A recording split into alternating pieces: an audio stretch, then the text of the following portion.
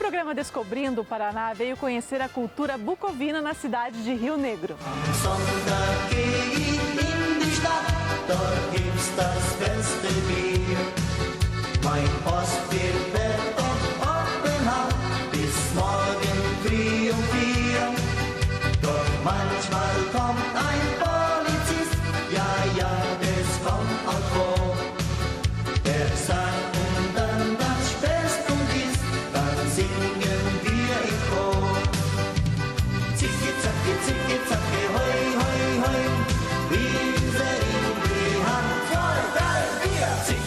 Estou com o Fábio Reimão, tá certo? Reimão, exatamente. Mas é português esse nome? Exatamente, sobrenome de origem portuguesa, né, do norte do Paraná e antes disso Minas Gerais, Portugal. E descendente de bucovino. Descendente de bucovino por parte materna. Professor, historiador. Exatamente. Apaixonado. Muito, muito por essa história, por essa cultura. Fábio, eu quero saber da cultura mesmo, quero saber da história, como que originou aqui no Paraná, aqui em Rio Negro, os bucovinos. Pois bem, o povo que a gente chama de bucovino, né, os imigrantes bucovinos, eles têm uma origem mais remota na Baviera, na região da Baviera alemã. Mas existe uma diferença. Existe certo? uma diferença, exatamente. Porque, bucovino não é alemão? Também. Ele tem uma origem, né, na Baviera, lá nos seus idos do século XVIII.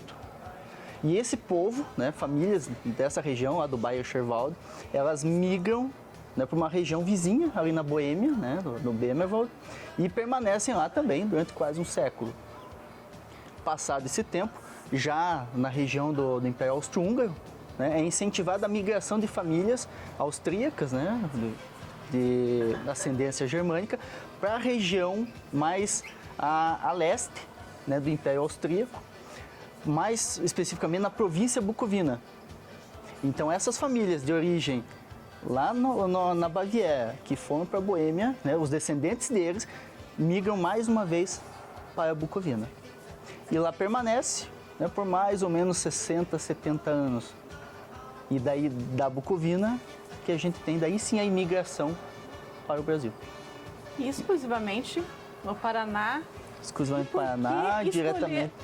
Rio Negro. Diretamente a Rio Negro, né? Porque na época, porque final do século XIX, havia uma política brasileira de atração de imigrantes. Então, de concessão de passagens de viagens, né, de colonização, de venda de terras. E isso atraiu muitos imigrantes de várias nacionalidades. Bucovinos foram um exemplo. Então, haviam imigrantes que haviam vindo para essa região, né, anteriormente, e que se correspondiam com os parentes lá na Bucovina. Né? Então, diante dessas correspondências, diante desse incentivo do governo brasileiro à época, eles deixaram a Bucovina com destino a Rio Negro. Né? O que a gente pode verificar até olhando a lista do navio que eles embarcaram. Saíram da Bucovina, foram até a região de Bremen, né, no porto de Bremen, e de lá embarcaram para o Brasil. A lista do navio já consta o destino que era Rio Negro. Então já saíram decididos a vir para essas terras.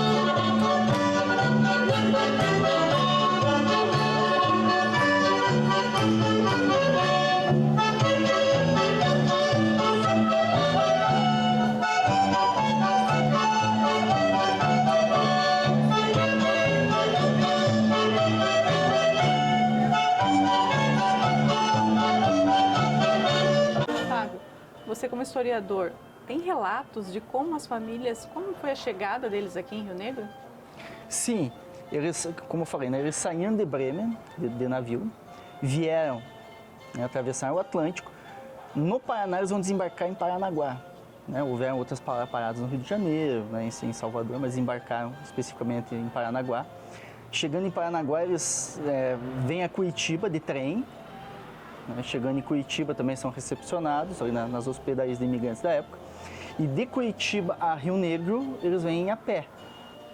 Então, a pé, né, pelo antigo caminho que levava Rio Negro a Curitiba, né, que difere um pouquinho da 116 atualmente, né? De Curitiba vinha a Lapa, da Lapa vinha Rio Negro. Então, um caminho que ainda existe, né, a estrada que ainda existe, mas não é mais o nosso habitual. E esse trajeto foi feito, né, com as famílias, né, porque vinham homens adultos, vinham idosos, vinham crianças, vinham mulheres. Então, traziam as suas bagagens, né, de viagem em carroças, que foram emprestadas ali para aquela secretaria de colonização que existia.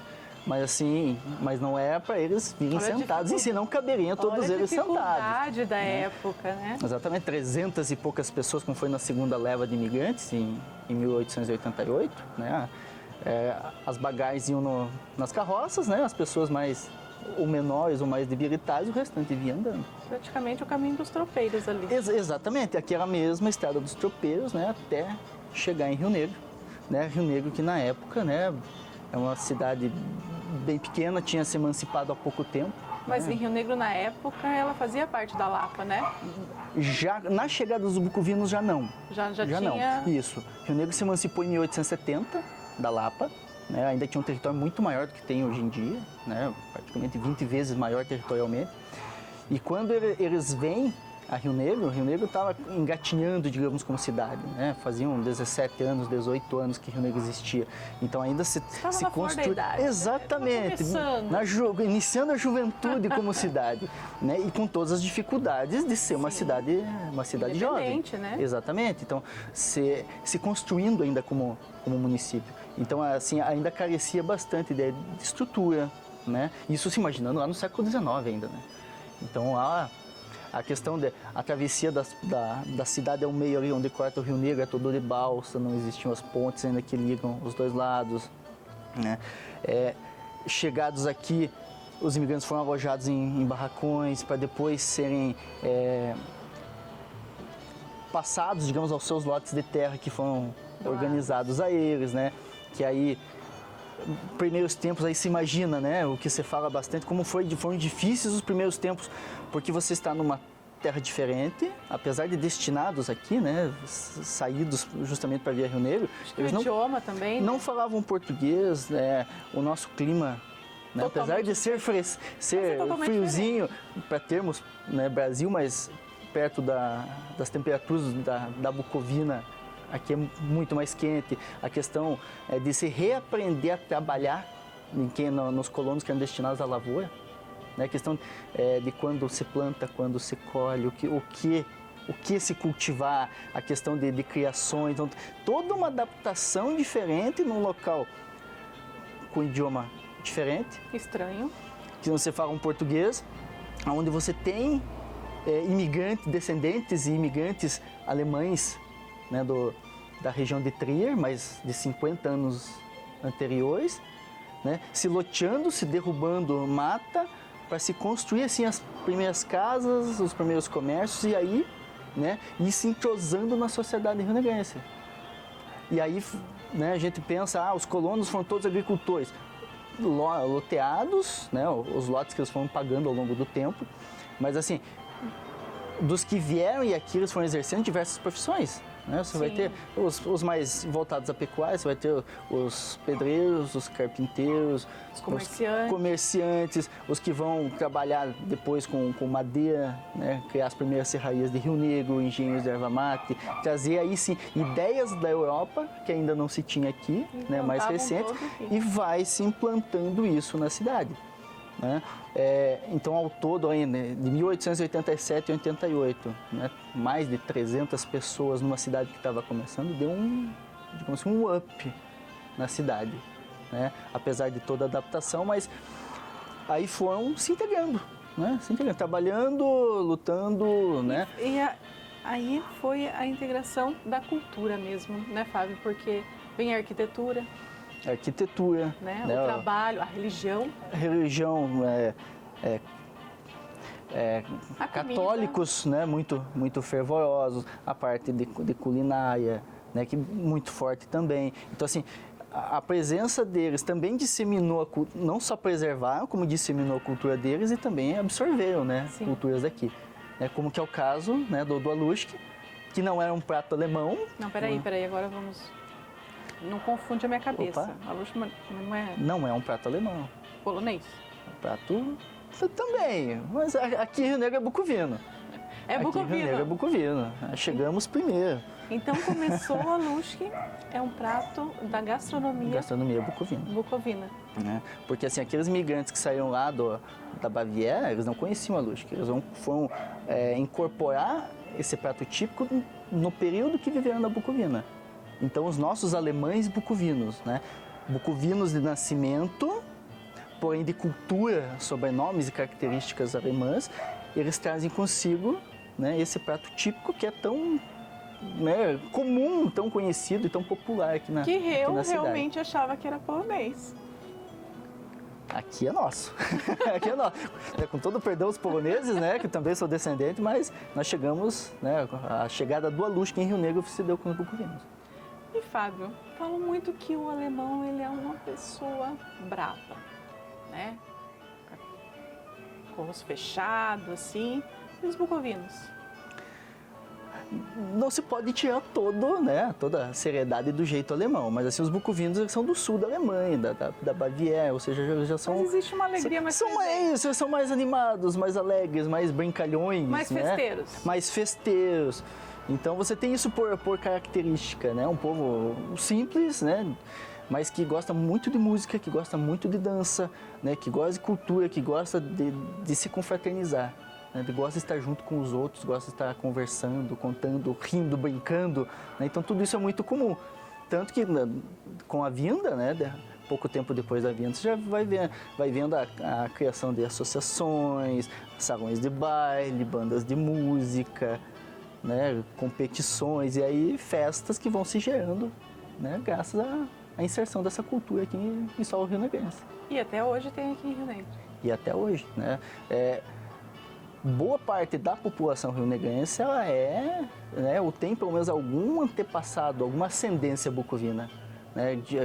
É difícil você pegar alguém nascido em Rio Negro, cuja família seja daqui, que não tem algum braço ligado, né, na sua árvore genealógica à questão bucovina. Algum sobrenome, né? Um Schaffhauser, um Fuchs, um Schellbauer, né? Um Maidel, um Seidel, né? E tantas outras famílias, um Reichert, tantas outras famílias, dificilmente se não tem, né? Algum sobrenomezinho desse na sua ascendência, né, histórica.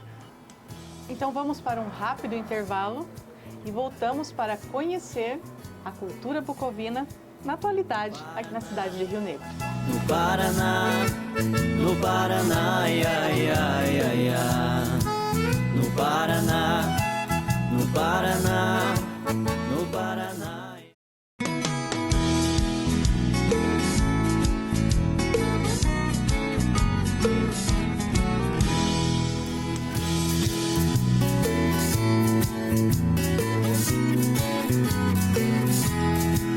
No Paraná, no Paraná, no Paraná, ia, ia, ia, ia. No Paraná, no Paraná, no Paraná, ia, ia, ia, ia.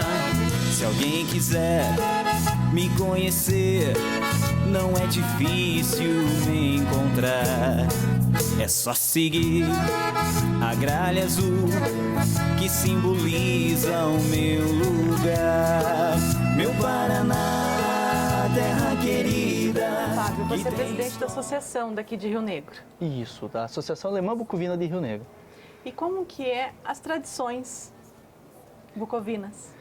As tradições, né, elas são preservadas, sempre foram preservadas no seio das famílias. Então você vê as famílias de descendentes praticando, né, diversos costumes que os antigos trouxeram, lá desde a Europa, né? Incorporando novas tradições, né, como o chimarrão, que foi sendo incorporado ao longo dos anos. Mas assim, você vê no meio das famílias, você vê nas celebrações que se fazem, esse tipo de festividade, alguns costumes. Como que é o caso, né, nos finais de semana do Alushki, como é o caso do Strudel, né, que é um prato bem alemão, Bukovina também, né, como é o caso do Mamalai, que é o bolo de fubá, de se ter isso por costume de se fazer. Muitas famílias ainda fazem semanalmente, religiosamente, os pratos típicos, né, que são... E nas festas mostram tudo isso. Exatamente, e nas festas inclusive. Né? A Associação Bukovina, ela foi criada ali no início da década de 1990, justamente para reunir, né? capitanear, né, essa questão da cultura, porque com o passar do tempo há uma tendência que vai se perdendo, vai se esquecendo. Então, a associação ela busca, né, a preservação e divulgação dessa cultura. Né? Então a gente tem, desde a parte alimentícia, né, da gastronomia, nós temos tradições de brincadeiras. Grupos de dança, né? Então música, dança, né? O grupo folclórico Boris Chervin, por décadas, né, fez suas apresentações, levou um pouco dessa dança, dessa alegria, né, a todo o estado, fora do estado nas suas apresentações, as festas bucovinas, né, onde, né, os pratos típicos das brincadeiras, né, onde a gente pode destacar a questão do truco dourado, né, que é um truco com algumas pitadas de cultura bucovina ali, umas regras diferentes, que se faziam torneios, né, de truco dourado. É truco? É um truco, é um truco, é um tipo de truco. Você fala também, mas o peso das cartas, né, ele se inverte diferente do truco normal. E daí, nas famílias, né, mais tradicionais, ainda se joga esse modelo de truco, que é bem interessante, bem animado, né, bem o estilo truco também, né? E, né, se celebra tudo isso. Tem os gritos, gritos, né? Porque truco vale, né, o enganar, né, o tentar ludibriar, digamos, o adversário para você ganhar a partida, e faz parte da brincadeira, né? É a graça da brincadeira. E junto com tudo isso, né, nessa questão cultural, a gente vê muito forte a questão das tradições religiosas, né, das celebrações das datas religiosas, das reuniões de família nessas datas, né, Páscoa, né, reunião de família, a questão de ovos, né, pintados para ser entregues nessa data. Mas tem um nome específico para isso, né, da pintura dos ovos. Isso é da criança até o mais velho. Mas eles ensinam com todo o amor, todo o carinho essa técnica. Isso, exatamente, porque assim, é um costume bonito, é um costume que as gerações foram passando, né, sempre as novas gerações de civil, sempre utilizando, né, o que se tinha, sempre na época, a questão dos ovos, principalmente de galinha, né, a pintura, né, de forma simples, né, se usava um tipo de raspa na tinta para se fazendo, né, a decoração, digamos assim, dos ovos, e no dia de Páscoa, aí sim, se presenteando, né, os familiares, os amigos com eles. Né. Também a gente tem bem forte a celebração do Natal, né, também data bem religiosa, a reunião das famílias nessa data. E antes, né, um pouco antes do Natal, comecinho de dezembro, na questão bucovina, a gente tem a comemoração do dia de São Nicolau. Né. Então, é quando se celebra, né, o santo, né, cuja história, né, cujos feitos, digamos assim, eles foram incorporados na criação do Papai Noel. Né, a questão das meias da lareira, a questão até do início, assim, primordial, né, como assim, de veste, aquele branco com vermelho, mais predominante do branco, no caso. Mas os vestimentos de São Nicolau é diferente. Isso, é como um bispo, né, se celebrava como um bispo, né, como na época, né, foi São Nicolau, né, que né, conta-se a lenda que jogou presentes, né, pela janela, entrou pela janela, colocando ali próximo ao fogão, à lareira que se tinha, né? E dessa lenda, dessas histórias, né, com o passar dos anos, né, você tem o surgimento do Papai Noel, né, da comemoração do Natal em si, mas assim, a celebração do dia de São Nicolau faz parte das tradições bucovinas também. Mas tem algo interessante também, né, que vocês fazem em relação ao Natal, que é diferente. Sim, porque como são tradições antigas, né, você vê que ao longo dos anos elas vão sendo, não digo melhoradas, mas modificadas, né? Então a árvore de Natal com bolinhas, pisca-pisca, é o que a gente tem de realidade hoje. Se você for ver isso há 100 anos atrás, você não tinha esse tipo de... Mas se preserva isso até hoje? Se preserva. Então, assim, você não vê isso com tanta facilidade, mas ainda existe, né? Você montar a árvore natural, né? E os antigos utilizavam para decoração bolachas. Como assim? Bolachas de Natal, né? Aquelas receitas de família. Fazia aquelas bolachas decoradas. Decoradas, pintava as bolachas, tudo feito em família, né? Isso se antecedendo ao Natal. E essas bolachas eram penduradas na árvore. E colocavam como enfeite. Como enfeite. Né? Aí você tem o colorido da bolacha no verde da árvore, que vai, né, ser preservado, pelo menos 70 preservado das crianças, né? Até o Natal.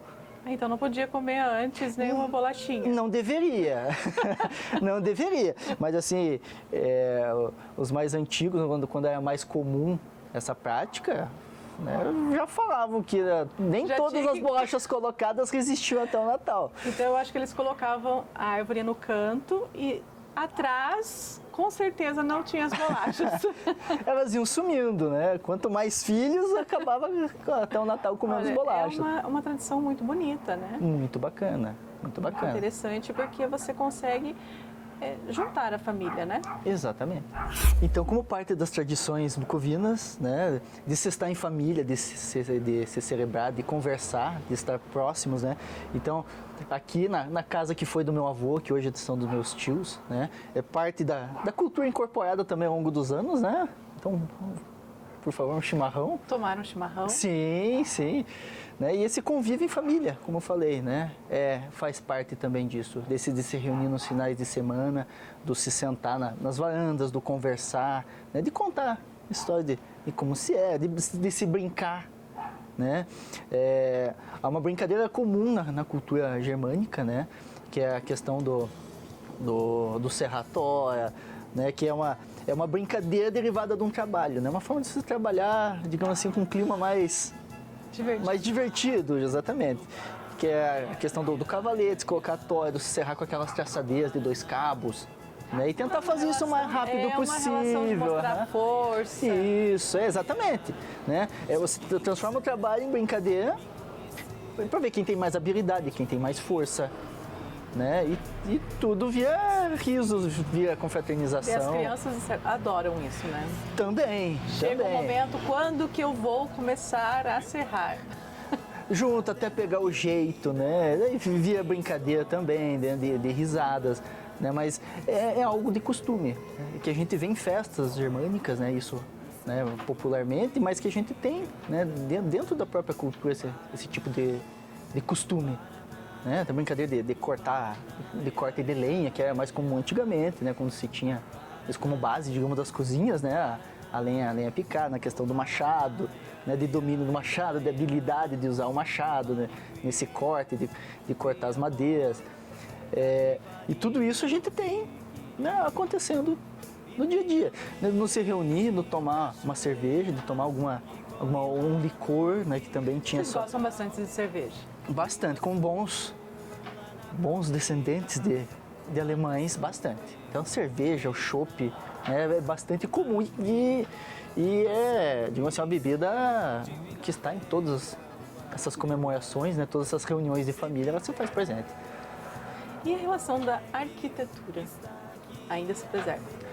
Ainda se preserva. A questão arquitetônica, né, dos bucovinos, ela tem a sua linha bem germânica. Tem algumas coisas que são diferentes, o caimento da casa, isso. Usar a madeira. Bastante uso de madeira, né, o telhado com a inclinação de telhado bem alta, ainda resquício, né, de construções europeias ainda. A questão do enxaimel, do tijolo à vista, com as vigas de madeira, né, sem se utilizar na época de cimento, né, eram encaixadas. Ferro, todas encaixadas. Né? Aqui em Rio Negro a gente vê isso muito de forma bem simples, bem fácil, na Casa Bucovina, né, que é uma antiga escola dos bucovinos, que foi construída pouco depois da vinda deles, lá no bairro do Passa Três, que ela é toda encaixada. Ela Ela é serrada, montada, toda encaixada, não foi usado pregos nenhum. E é, digamos, um símbolo dessa arquitetura, desse enxaimel. E com o passar dos anos, né, a arquitetura vai se adaptando às novas realidades, né? Mas muito dessas linhas ainda se preserva, né? A casa aqui que nós estamos, que foi do meu avô, que foi construída pelo meu avô, né? Na sua estrutura original, você vê que o telhado, apesar do formato ser diferente, o telhado ainda é bem inclinado, né? Você não tem o uso de cimento, então as paredes são todas de tijolo maciço, né? Mas que já tem uns retoques da época, né? Já da década de 40, década de 50, né? Do reboco, exatamente. Né? Fundação de pedra, da família ajudando os filhos a construir a casa. Né? O meu bisavô, ele auxiliou meu avô na construção, e traziam pedras de carroça que foram usadas para toda a base da casa.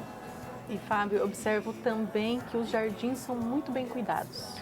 Sim, dentro dos costumes, né, desse povo, você vê que esse cuidado no entorno das casas era muito característico, né? Então você vê bem distinto a questão do jardim, sempre muito bem cuidado, da questão das flores, né, mantidas. A valorização do ambiente familiar. Exatamente, isso à frente da casa, né?